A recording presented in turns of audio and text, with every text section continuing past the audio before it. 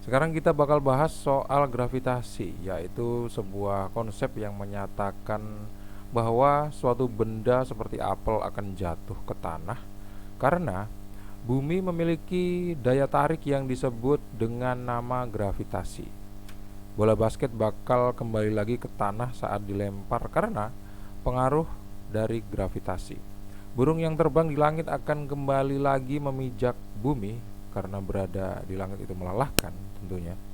Sehingga dia harus kembali lagi ke tanah untuk beristirahat. Seperti itu contoh-contohnya dan masih banyak lagi. Buah apel, bola basket, dan burung semuanya terpengaruh oleh daya tarik yang disebut dengan nama gravitasi. Kita nggak akan melihat fenomena ini dari sudut pandang fisika, tapi kita bakal lihat dari logika. Kenapa logika? Karena di dalam fisika pasti ada ilmu logikanya. Dulu, kita pernah belajar tentang gravitasi waktu masih di sekolah. Tapi waktu udah lulus, ternyata di luar banyak sekali teori-teori yang menentang soal adanya gravitasi dengan argumen-argumen yang sangat logis. Seperti kalau gravitasi itu ada dan gravitasi itu adalah daya tarik seperti magnet, maka seharusnya yang ditarik oleh gravitasi adalah hanya benda yang terbuat dari logam. Manusia dan buah apel itu bukan logam. Jadi apabila jatuh ke tanah tentu bukan karena gravitasi. Kira-kira seperti itulah contoh argumennya. Obrolan ini saya maksudkan untuk menguji apakah benar gravitasi itu ada dilihat dari sudut pandang orang awam seperti kita. Kalau kalian ada yang ahli, mungkin kalian bisa tuliskan komentarnya kalian di bawah ya.